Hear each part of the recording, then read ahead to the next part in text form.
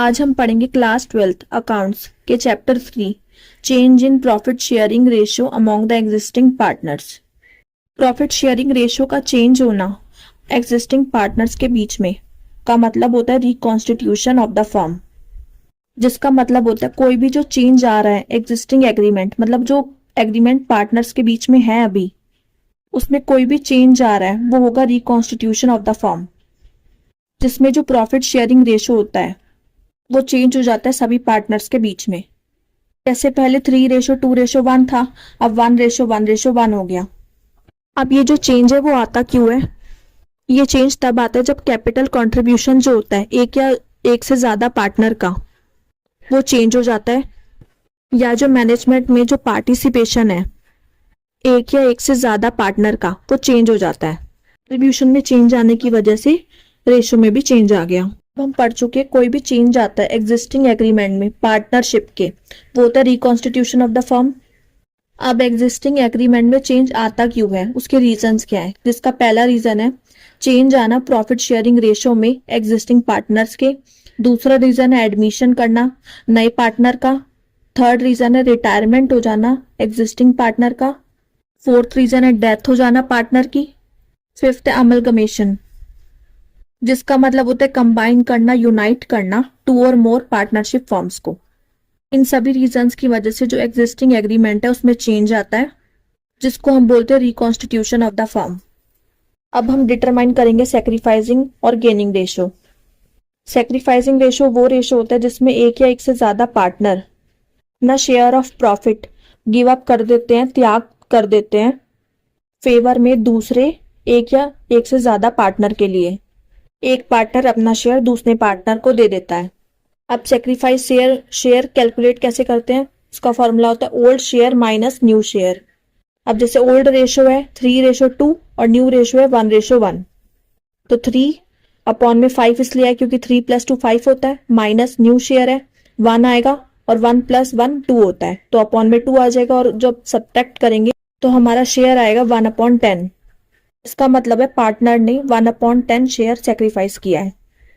और अगर 1/10 नेगेटिव में आता, इसका मतलब होता है पार्टनर ने गेन किया है।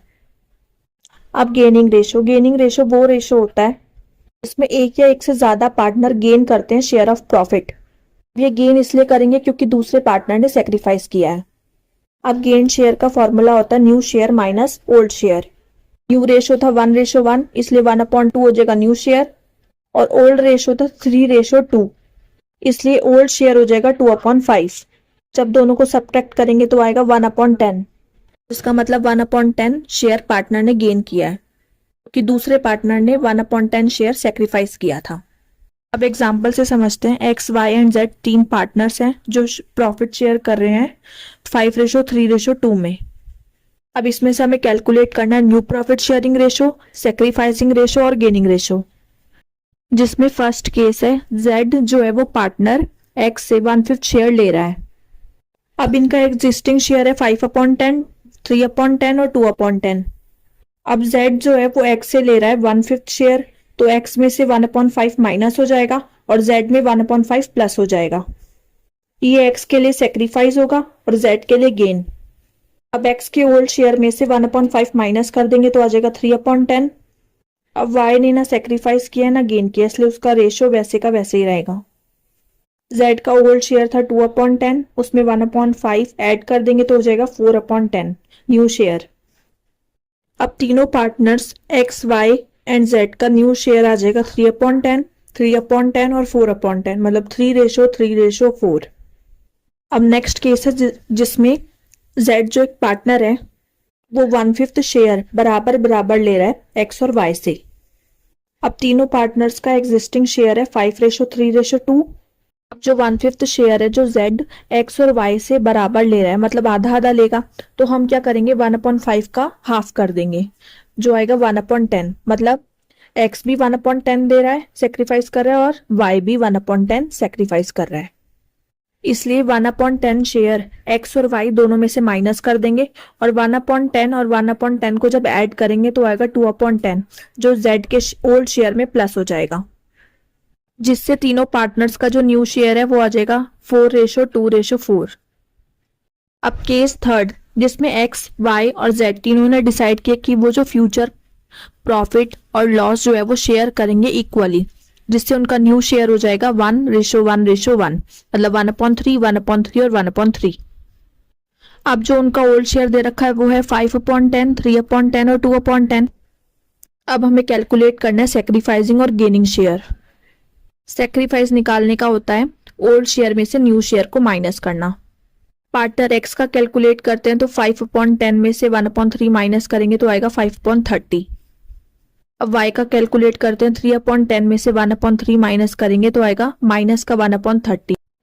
नेगेटिव साइन का मतलब है कि जो पार्टनर वाई है वो गेन कर रहा है। ऐसे ही सेम जेड पार्टनर का भी कैलकुलेट करेंगे तो आएगा माइनस का 4/30, मतलब पार्टनर जेड भी गेन कर रहा है। हम एक ही फॉर्मूले का यूज करके सेक्रीफाइसिंग और गेनिंग रेशियो निकाल सकते हैं। इसमें जो प्लस में आए वो सेक्रीफाइसिंग और जो माइनस में आए वो गेनिंग शेयर हो जाएगा। अब केस 4, जिसमें जो पार्टनर जेड है वो 1/5 शेयर लेगा एक्स का और 1/6 शेयर लेगा वाई का। अब एक्स, वाई एंड जेड तीनों पार्टनर्स का ओल्ड शेयर है 5/10, 3/10 और 2/10। 1/5 शेयर लेने का मतलब होता है जितना एक्स का शेयर है उसमें से 1/5 ले लेना। तो इसके लिए हम क्या करेंगे, 5/10 मल्टीप्लाई बाय 1/5 तो आएगा 1/10, मतलब 1/10 शेयर जो है वो सेक्रीफाइस करेगा एक्स जेड के लिए। अब ऐसे ही y के केस में 1/6 शेयर लेने का मतलब जो y का शेयर है उसमें से 1/6 ले लेगा। तो इसके लिए क्या करेंगे, 3/10 multiply by 1/6 is equal to 1/20, मतलब 1/20 y का शेयर z को जाएगा। अब 1/10 जो सेक्रीफाइस किया है x ने और 1/20 जो y ने सेक्रीफाइस किया है, दोनों को ऐड करेंगे तो आएगा 3/20, जिसका मतलब 3/20 शेयर पार्टनर Z ने गेन किया है।